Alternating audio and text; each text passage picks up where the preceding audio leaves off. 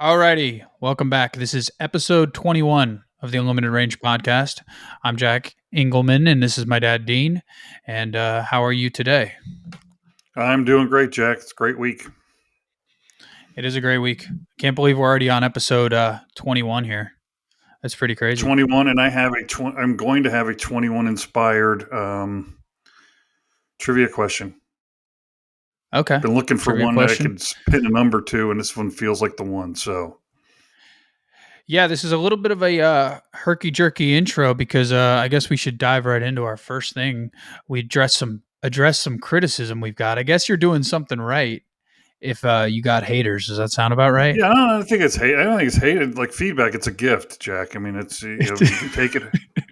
It's it's basically just good information that you can use one way or the other to change your behaviors. Yeah, we got some feedback from the insider crew from I guess we could call them our production team. They've given us a couple notes. We usually jump right into the football stuff, but the main criticism is it's a little bit too much on the football, and also the other criticism is that my microphone is too close to my face. So far we backed up the mic, and I thought we'd start off with a little bit of switch up here. We will get into the football stuff, but first things first, you have your anniversary coming up, big number 32. 32, yeah. So that's 1992 was the magic year. We got married, and then a couple years. Those first 5 years went fast before we had your sister and everything else like that. But yeah, 32 years. I can't believe it. Yeah, 5 years in this day and age, it seems like people don't wait 5 years to have kids anymore.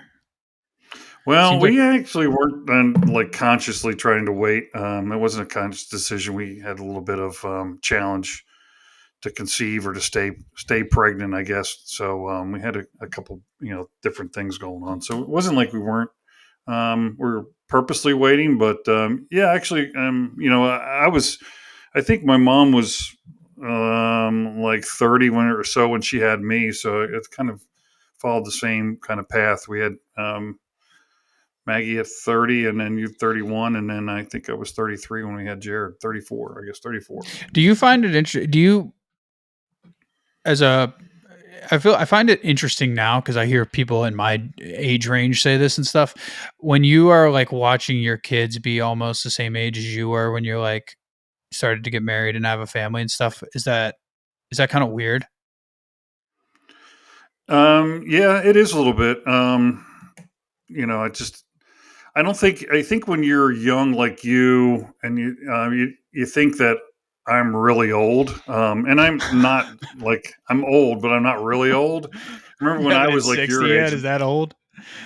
Yeah, like when my dad was like 55, I'm like, geez, he's really old. But then like you get to be 55, and you're like, this isn't really that old at all. So yeah, it is interesting seeing how things are different now than when we were that age. I think your mom and I had a little bit more. We were a little bit more self um, insulated. We just did a lot of things ourselves, and we still do. But yeah, there was. We bought our own house. We had a house by the time we were married, and things like that. So we're quite independent. I think you guys are pretty independent as well. But a lot of people at that age, middle 20s, are not necessarily. So that's one thing I think is pretty different Yeah, it's a between now pretty and. active conversation right now. I think I would say that probably seems like one of the bigger things between prior generations and now. Is it is a lot harder to not necessarily. I don't think making it on your own is hard necessarily, but defining what making it means because there's a lot of people obviously struggling with like actually being able to afford a house and actually being able to afford having children and all those things versus just like surviving where it seems like in the past that was definitely a little bit easier to do more than survive. Yeah, I mean, I remember, quite frankly, we haven't talked about this on the podcast, but I remember when your mom and I had moved out to Cincinnati, and this was before we were married. But we were running pretty low on funds, and Fun. we called around to the parental units, and there really wasn't a lot of help that we were offered at that point in time, and that was really I think an emboldening moment for your mom and I, just to, like, we are in this together and we're going to work our way through this. And I remember we didn't really have enough money to go to the grocery store, so we kind of threw some things together, a big pasta salad and some other things, until one of us got paid, and then another one got a job, and things kind of worked from there. But I remember literally being down to the last handful of dollars. We went out to Washington Platform, which, if people are in Cincinnati, it's down there over the Rhine, and I think we had $20, and we split a hamburger and I had a beer, and that was the last $20 we had for a couple days. And then some things went right for us, but so I do remember being in that situation where, like we could have started getting, we weren't behind on anything at that point in time, but we pretty easily, that was kind of the precipice of going, that way. Yeah, for sure. Overall, when you're married for 32 years, do you have any overall kind of overarching analysis, any feedback, any for the people that are watching this, some of our New Zealanders, some of our locals? I think just remember that the person you're married to. I think it's around commitment, and we were always committed to one another, and we always talked about everything. I'm surprised now when I talk to you. Some of your friends have split finances, or one's going taking a vacation one place and somebody else taking a vacation somewhere else, or they're kind of leading separate lives, but they live together, and that was never the way your mom and I did that. And I think that it's worked out for us. I don't know if that's means that it will work out for everybody like that, but we were always adamant about, we never spent any kind of money, significant money, without the other person knowing what we were doing, and all the decisions we made were kind of joint ones. And I think that's really important for our relationship, and I think for other people could benefit from that. And here's another interesting thing that comes to mind. Um, Knowing that you both had kind of a similar but different backgrounds prior to getting married, and interesting sort of family dynamics at certain points. Uh, did you ever receive any terrible advice from Oh, anybody? um, Because there's a lot of it out there. I've heard stuff that's said in jest, kind of, um, or like it's kind of well, like I a don't joke, think but you it's should. I not a see. joke. I will say this. I don't think this was advice that I was given, but this was something that I know your mom and I, we both witnessed, that people would say things somewhat in jest or something, sometimes in anger. About, like, well, why don't you just divorce me, or why don't we just end this, or something like that. And honestly, you'd be surprised how many times that comes up with married people. But we were like, that's never something that I would want to joke about, or be, say in anger or anything else like that, because that's just not, like, if you say that, then that means you're really thinking it. To me, that's just my way of thinking about it. And I think your mom and I share that opinion. And so I don't think that's really terrible advice that I got. But it is something that I saw other people do. I know I said to you, you can see, learn something from a lot of people. And sometimes it's just, what don't you want to do, or what don't you think that is something you want to emulate? And there's other times you want to emulate people. That was never anything that I There was never thought we anything needed you to wanted to emulate. emulate exactly. I do think the other thing, real quick, that was a challenge, I think, for us early on, was I don't think your mom was used to being productively handling conflict. Yeah. Um, and a lot of times people are raised that they don't engage, they just get mad, or they get whatever. But, like, whenever you're in a relationship, conflict will arise, and how you productively work through that says a lot about your relationship. And people that unproductively work through conflict, it's a hard road to go down. And from a relationship perspective or marital perspective, if you can't productively work through areas where you disagree, you're gonna it's going to be a challenging relationship to maintain.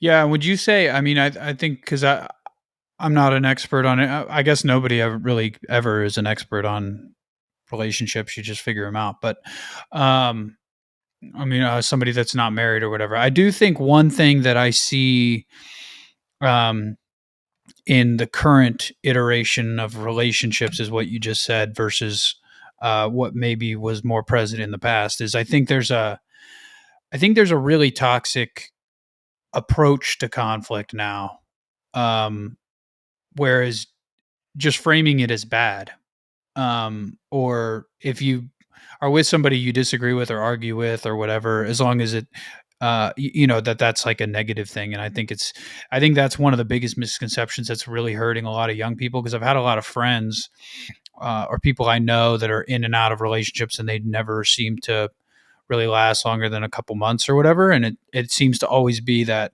like, as soon as consistent conflicts about something arise, it just doesn't ever get worked through. And I think that's one of the bigger things. I mean, obviously, there's been divorces existed for a long time, and you whatever. But I think I remember just not just you guys, but other families that I grew up spending a lot of time around, and things of that nature. Um, the hallmark, I think, of a good relationship is, can you resolve conflict? Because if you don't have conflict at all, then I think you're missing a piece.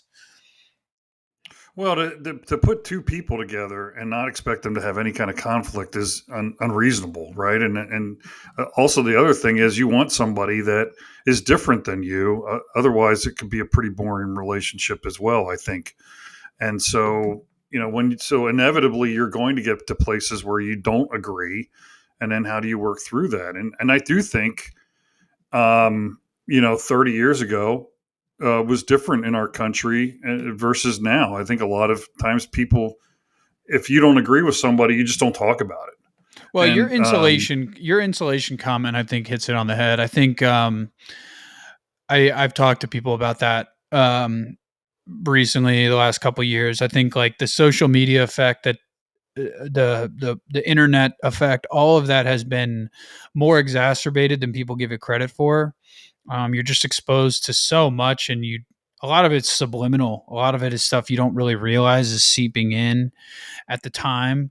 But back, even when I was a kid, I remember, like, it was just so different. In 2005, it's just like you didn't have.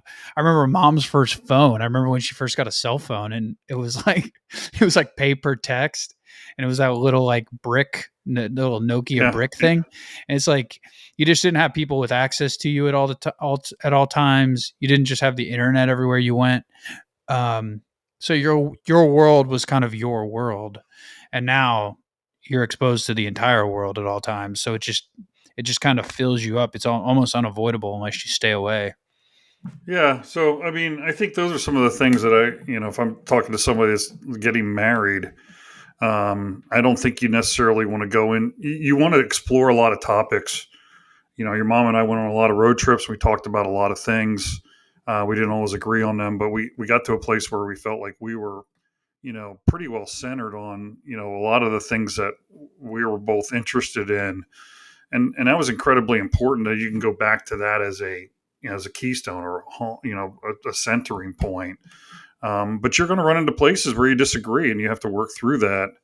And if you're not willing to do that, then you really should rethink about what kind of relationships you want to be in, because I'm telling you, getting divorced is probably one of the most difficult and financially straddling things you can happen to you from a relationship perspective. You're just better off not getting into it versus trying to get out of it.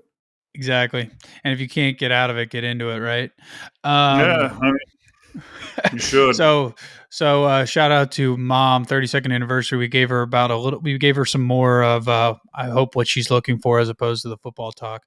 But now we can pivot a little bit, and I'll start with the limited range performance of the week. I actually have two limited range. I guess you can't really call them performances. It's more just limited range decisions, or limited range. I don't know what you would call it, but limited range of the week. I'm going one. Uh, Jerry Jones taking a lot of heat. I'm finally it's finally getting out there, something that I have watched, because the Cowboys are always in that afternoon window where you're going to see them on TV. There's only usually 3 or 4 teams playing. I've never understood the way that stadium is built into the sun. So I'm finally, I guess, validated because I've not heard anyone talk about it for years. And Jerry Jones is justifiably taking some heat. So limited range, Jerry Jones spends multi-billions of dollars and builds a stadium that is non-functional that May deserves I say limited something range. about that? As I did a little reading on that, apparently the architects came to him when they were building said stadium and said, "You really don't want to have the stadium facing east west because you're going to have this sun problem." And he said, "Well, I don't really want the windows to overlook the Walmart across the street, so we're keeping it this way." So part of it, and then there's also they have curtains and they have other apparatus to cover the windows when they have concerts and other venues in there. He chooses, he Well, I don't know proactively how much chooses of this not to ever use research. that. Most of my research, I can't. It's not really fair to call it research. Just kind of like skimming some headlines and stuff. But uh, from from looking into it just a little bit, he seemed to indicate that he. I don't know again if this is coming back after the fact, hindsight 2020, and if he just was oblivious, like you just mentioned, or if this is. He said that I guess it was more like built to be an advantage this week, like on a radio show or something. That I guess they're going to learn how to play with the sun, and that's going to work for them. And then somebody commented something like, "I guess CD Lamb didn't put in enough reps Yeah, he staring didn't get the directly memo. into." CD Lamb did not get the memo that they were supposed to be playing it as an advantage because he clearly, there are several plays where the Yeah, I think he person said so. doesn't I think seem the like. guy. One thing is, I'm addicted to like read. I don't even care about the actual content most of the time that I'm looking into. My favorite part of anything, whether it's YouTube or whatever, is reading the comments. But I think somebody said something like CD Lamb didn't do enough reps of staring directly into the sun this week in practice. Yeah, he should have put his shades on. I don't know. You almost need welder's glasses for that. But Yeah, anyway, what was your other? You yeah. said So you had that's two my limited main range. one. My other one is a little bit more. I'm kind of like I think I've mentioned it on here. Obviously, the Eagles are my guys, and that's where my loyalty is. But I every year, every couple of years, there's a couple teams you root for and you pull for them. I remember I got big on the Lions after I watched the Hard Knocks. I really like Dan Campbell, and those guys have had some struggles for like the last 60 years, so I got in on them. And then I've been in on the Bears. And unfortunately, I bought an extreme amount of Bears stock in terms of fantasy. Picked up DeAndre Swift. I thought Romo Dunze was going to be money. Picked him up. DJ Moore and limited range for the Bears because they seem to think that recycling terrible candidates from other teams and not firing their head coach, who's been abysmal, is going to just somehow yield positive returns. They're atrocious. That was one of the worst. They played a Patriots team that is absolutely garbage. I looked up some of the stats leading into the game because I was trying to figure out who I wanted to start in fantasy this week. And DJ Moore has not been so good for the last couple of weeks, so I was thinking about benching him.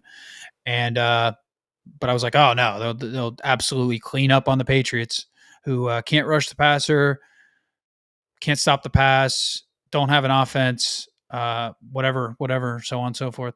That was not true. The Bears put up like I think a grand total of like 140 yards and just looked absolutely discombobulated. So limited range goes to the Bears for this week.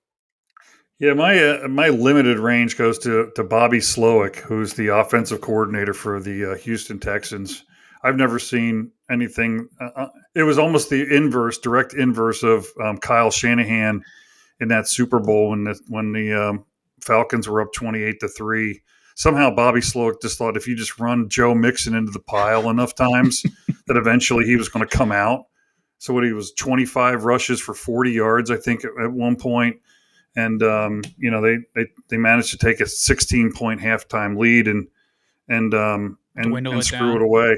And Yeah, no, that so is. yeah, it was. It's funny you say that because I saw something this week that said they must be.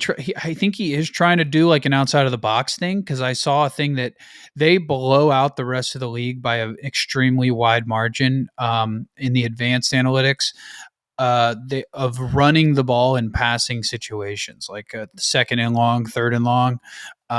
They are like 20. They do that like 20% higher than the next closest team. So yeah, I think maybe he's doing a smartest man in the room thing potentially, where Yeah, no matter what the I situation, would. you I just think. feed Mixon. Yeah, I would propose he goes about that a different way. And then so flipping to the other side of things when it's just going crazy and you're just in the zone. My unlimited range performer this week has to be Jamar Chase. I don't know what he have 300 yards receiving. Yeah, it cost me the Somehow week. He cost me the week again in fantasy because I played Somehow Jamar Zach Chase. Taylor throws to the second string tight end on a 2-point conversion play instead of throwing it to the man who had over 300 yards receiving. But regardless, it was an unbelievable performance. I don't have You these just off couldn't the. stop him. I don't have these off the top of my head, like in terms I can look these up, but I do know that of the five top fantasy performances of I think the last decade, I have been matched up with three of them. It was Jamar Chase for damn near 300 yards and three touchdowns. Last year when Tyreek Hill had that, like I don't even know the stats, but it was something in the 50s. I was matched up against him, so yeah, that was a really good performance by Jamar Chase. Was I kind of root for the Bengals from being from Cincinnati, hoping they could pull that one out. But it did suck to be on the receiving end of waking up on Friday because I also played against Lamar Jackson down 95 points, knowing that there's about no way I could come back from that one. That kind of stings. Do you have an unlimited range performer of this week? Yeah, I'm just gonna. It's not a great one. It's not a great pool, but I would make my just because it was getting. I'm getting a little concerned with the way the Commanders have seemed to be operating on all cylinders. So I'm just going to go ahead and throw unlimited range performance of the week to the Steelers for going ahead and helping out the Eagles and taking down the Commanders, giving us the full control of the division. And then I don't think there's necessarily one, but I don't know if it's worthy of the unlimited range. But the Eagles defense has been pretty darn stellar the last couple weeks, so I think they at least deserve a shout out. Zach Bond was the defensive player of the week in the NFL. The first time the Eagles have had a linebacker win that reward since Jeremiah Trotter, whose son is now playing for the It's crazy. Philadelphia Eagles. So it's a long, That long, is a long long time. time. Let's actually, I And forgot to do this. I forgot to segue. We have to, before we get too close to where we got to do this, let's get your Dean's trivia of the week. trivia of the Dean's week. So unlimited range trivia question of the week. last week's was pretty easy. I don't know. You tell me where this one's going to fall, but I've been looking for something to relate to the number of episodes we're on. This is episode 21. So, in that vein, my question this week is in 1971, the age requirement was lowered for to be able to do what activity? The Interesting. legal age requirement was lowered to be able to do what activity? Interesting. Okay, so in All right. 1971, we lowered the age limit for something. So you guys out there, if you're still watching this, stew on that one, and we'll circle back here at the end of the episode, and we'll give you the answer to that one. And then that seems like we got a couple. I'll give you a couple things to choose from here that we could segue into. Um, we have the option of we had an interesting conversation with friend of the show, Maggie Engelman. We had an interesting conversation with her yesterday via text about a couple. It was basically associated to birds. She has a small cat. You know, kind of like a matchup there. Who would win in a battle of the bird versus the cat? And then we also have a fan write-in viewer question of the week about a memorable football game you've watched that wasn't of your favorite team. So which way do you want to take it? We could tease out a little bit of the Maggie conversation. I was even trying to think as you were talking about that how we even started on talking about birds I think I can take and what that. I was. think, yeah. So, friend of the show, Maggie Engelman, shout out to you. She was going back, watching some of our episodes, engaging in our content. We appreciate Oh, that. She brought up a comment about the bird conversation we were having, and then this occurred to me as well. She did work, I think, briefly at the Cincinnati Zoo, or volunteered at the Cincinnati Zoo in the bird exhibit, the one where you hold your hand out there and they fly up to you and they drink or whatever. So I think she actually has a decent level of knowledge on birds. And well, she and was kind of in addition to that, sorry to break in there, but she did in Pittsburgh has a birds. It's not a museum. I don't know what they call that. It's basically like a zoo for conservatory an aviary, an aviary. aviary. Yeah. So she worked at the aviary for off and on for over a year. So she's So been I guess we could say she's got more bird knowledge than maybe your average Joe on the the street. average Joe. So the conversation we were getting into the intelligence level of certain birds. Um, I think it became the distinction between a raven and a crow. Um, got into. I told her I thought that ravens were bigger than crows, and that was one of the distinctive factors. And then so anyway, Maggie also has a cat. Her name is Looney. She goes about. We're estimating probably 16 to 18 inches and probably around 7 to 8 pounds. Yeah, And so we looked up the dimensions of a raven. Ravens are actually about, I think, 2 feet long, but they only weigh in about 4 to at the max 5 pounds. Um, and so Maggie was saying that she would worry for the bird's safety uh, if she, because I was saying I would get her a pet raven because it'd be kind of cool. She could train it to do stuff. Um, Maggie said she'd worry about the safety of the bird. So I don't know how you feel, but I was kind of taking it the route of I think you might actually have to worry about Looney in that case because it does have the length advantage, the width advantage. I don't know. They are omnivorous, so I mean, I think it would take her out if it had the opportunity to. And birds can be pretty dangerous with their beaks. well, I do know ravens are one of the smartest birds, and that I would think that the depending on where this was occurring, whether it's indoors or outdoors, I would, but almost either way, I would give the raven to me the advantage You there. wouldn't And give Luna an advantage if it was inside, if she was on her own terrain, guerrilla warfare.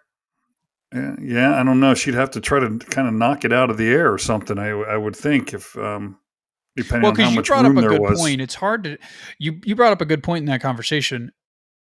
Birds are kind of hard to judge in a way because of the kind of like when you feel them, it's like you're not really sure. Because I think this conversation actually started where Maggie said we didn't really. She would have liked to see us go into a little bit more when we were talking about how eagles, because this was one of our prior podcasts where we talked about eagles hunting like large game and sheep and stuff and like throwing them off Hmm. a cliff. And I think she brought up that eagles can do that despite only weighing 8 to 10 pounds. Right. So it's almost like a force multiplier in a way. These guys aren't even as they look really big and intimidating, but because of the way that they're kind of hollow, they actually weigh Their bone even. structure. Yeah. So if an eagle that's only 8 to 10 pounds can take down something that's multiple hundreds of pounds, do you think that applies to a raven as well?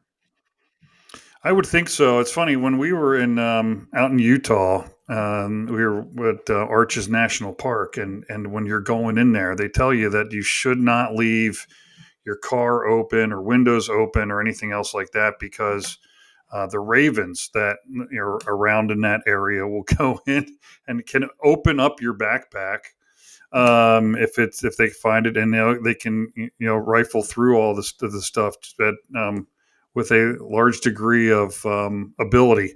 So they're extremely So you don't intelligent have any fear. and calculating. You don't have any fear of birds at all.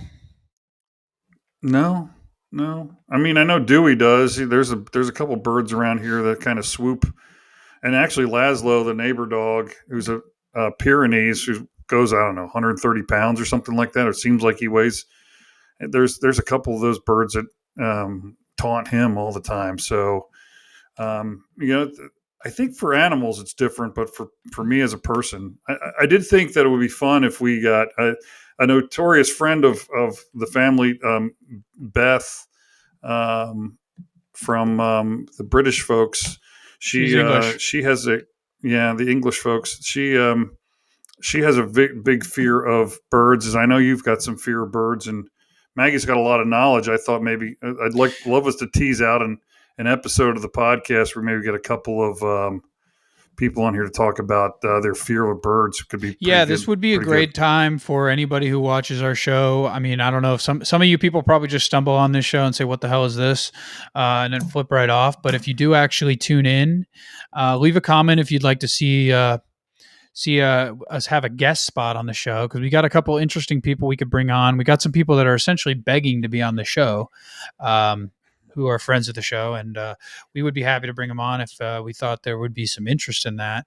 Um, yeah, Maggie's got some good information about birds. I like talking about birds. I think you know I love animals, even the ones that I'm scared of. The only exception to that would probably be spiders or bugs. I don't really, it's not that I don't find them interesting. It's just that the grossness of them probably to me outweighs um, any of the, how cool I find them to be. Because like I'm terrified of snakes, but I think looking at snakes and learning about snakes and stuff is really cool.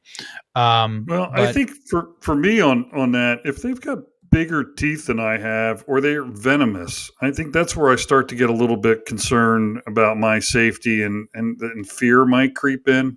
So if it's a large animal with large teeth, or it is poisonous, as like brown recluse spiders or some versions of snakes. But if it's like a garter snake, or some other kind of non-venomous snake, which I used to run across every once in a while when I was a homeowner, I'm not too put up.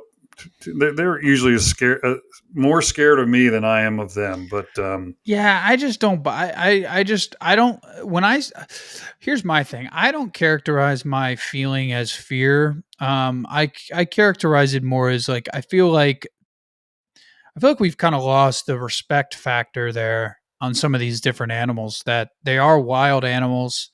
Um, it's different than a dog that's been domesticated, who was born to be a pet. Um, so I just it's there's I don't think we should be trusting these animals because they're not domesticated. So it's just like I feel like I have a healthy understanding with a lot of these animals. Birds, I don't know if it's as much. That is definitely just a fear. Birds, I'm definitely just fearful of the way they look at you, the way that they come at you with those eyes, and when you look in their eyes, there's just nothing behind them. So I'm definitely scared of. I'm definitely scared of most birds. I mean, the ones that can't harm you, I'm not terribly scared of, like a little finch or something. But if you've ever looked into the eyes of an emu, you know exactly what I'm talking about. hmm, I mean, they are big enough to hurt you. Those there, Oh, yeah, they're big enough to hurt you. they Those can guys do a could do lot of some real damage. damage. Yeah, yeah. Yeah, But good thing I don't run into emus when I'm walking around Nashville. yeah, So that is a good thing. Yeah, so let us know in the comments if you want to see any kind of a guest appearance. We got a couple people lined up, some different varying levels of expertise. And quick shout out to my buddy Scar, who's also a friend of the show. He left us a little bit of feedback, specifically when it relates to our Halloween episode. Where we discussed underrated and overrated candies. He seemed to believe that our analysis on Butterfinger bars uh, wasn't exactly the way he would go. He thinks they're very properly rated. So shout out to Scar. Um, yeah, not overrated or underrated at all. They're just just rated, right there, right just there. right there in the Hey, one middle. last thing before we wrap up with trivia. You got the Jake Paul and Mike Tyson fight coming up on Friday. Any feeling who you think's going to win that? I'm not usually one of these guys, really, but when it comes to like professional sports, I do not buy any of the nonsense about like, oh, this is rigged, that's rigged, or whatever. I have to have a feeling that there's something, that there's some sort of, my gut tells me there's something going on in terms of rigging this one. Hmm. I mean, I know Mike Tyson is like 56 years old, but Mike Tyson is on that short list of absolute freaks of nature. Um, he was like 13 years old, just like knocking out. He looked like a grown man at 13 if you've seen pictures, and just absolutely just Yeah. beating the brakes off of people. Um, I don't think you necessarily just lose that. Uh, I don't. Obviously, I haven't seen. I mean, he hasn't fought in competitively in however many years, but still, he's still Mike Tyson. Um, so I would be surprised if it went down legitimately. If there's no nonsense, um, I would have to think that Mike Tyson takes care of business. Yeah, I agree with you. I mean, I was talking to your brother about Mike Tyson when in the late '80s, where he was just unbelievable and he was just knocking everybody out. I think his out of his first like 20 fights, he had 18 by knockout, and like 13 of them were in the first round or something I crazy. mean, when you And look at when you look at the difference in, because again, I'm not a huge follower of boxing or whatever, but back in the time when he was fighting too, I mean, you had guys like George Foreman and some of these other dudes that were Evander Holyfield, big guys, humongous right, guys. Like, and he was stout, but I mean, Mike Tyson looks like he's like 5'11", 6 feet tall, going toe to toe with yeah, dudes that are just massive and just taking it to him. So, yeah, I certainly would never bet against Mike Tyson in favor of no. Jake Paul. That would be a bad bet to Are me. you? Is this like a sanctioned fight? So like, could That's you the bet thing. I on it don't if you want to know. do? Yeah, see, that's the Okay, thing. I haven't done a lot of. I kind of just saw the promotional like last week and forgot that was going on. I think it's. I don't know if it's actually like considered like an exhibition or something or whatever else, but yeah. I think it. I don't think they're wearing headgear or anything, so I think they're really going at it. Yeah, no, that's good. I'm going to be at the opera on Friday night, and I'm hoping that might be able to catch that after the opera's over on Friday night. So looking forward to that if it possible, or I'm sure I can catch it on review. So anyway, Yeah. maybe we'll talk about it next time. Yeah, we'll give our But little the recap next time, and let's spin back to yeah, we in an effort to cut down on the football, we're not going to get our picks in this week, but that's okay because I don't think well, I could just anybody's give you. waiting for them. I'll tell But you. we did both I hit. think We did both hit on our picks last week. I took the Bills. I can't remember the exact spread, but they won by 10, so it was either like 3.5 or 4.5. yeah, I took that and I one. had Denver was getting 7, and they only needed 2, and they should have won that game, except for they forgot how to block on special teams. So this week I'm taking Baltimore going to Pittsburgh. I'm giving up 3 for the Ravens. I just think their Ravens are too much. But do you have a quick pick? I didn't get a chance to look into it this No week, worries. No worries. Some but good games. yeah, Kansas City and Buffalo this week, and good one tomorrow night for Kings of the NFC East for Kings of the for NFC East.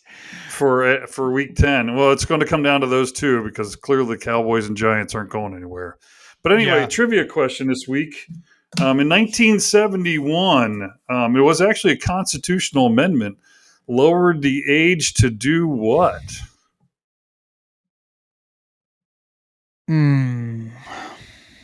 The, the age was 21 and they lowered it to 18. I'm assuming by the way you're phrasing that it was voting. It was voting. So up until that was part of the thing with the Vietnam War that had so many people upset that you could send an 18-year-old to fight for a country, but an 18-year-old couldn't vote for someone to represent them. So they actually changed the Constitution. Amended the Constitution was amended very quickly and or confirmed very quickly, and they changed the voting age to 18 in 1971. Wow. Yeah, I actually didn't know when they did that. So it was 21 before. Now it's 18. That's actually a pretty cool Yeah, little 21st episode, 21 theme trivia. That's actually not bad at all.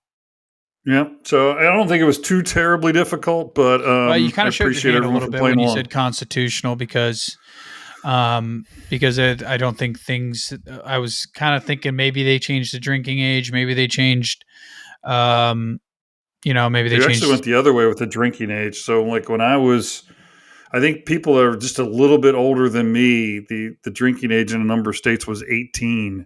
Yeah, But that was a state by state kind of situation. And so when I was growing up in Pennsylvania, people used to go on ski trips to Vermont because the drinking age in Vermont was still 18, and I don't know when that changed. Probably sometime in the mid 80s. Wasn't it something But too like you could, but like there was like a watered down version or something yeah, like yeah, that? there was 3% beer, I think it was. Yeah, so you could get so some states for a little while were 3% at 18, and then at 21 you could open it up to the You'd open up to full. the good stuff, the Coors Light. Get up the good stuff up. It was no longer the watered down version, but yeah. So that was that was sometime in the 80s. I don't know exactly when all that changed, but yeah, the drinking age went from 18 to 21, and shortly before that, the voting age went from 21 to 18. Yeah, so if you answered 20, the voting age for what dropped from 21 to 18 in the year 1971, you would be correct for Dean's Trivia All right. Question of the Week on our 21st episode.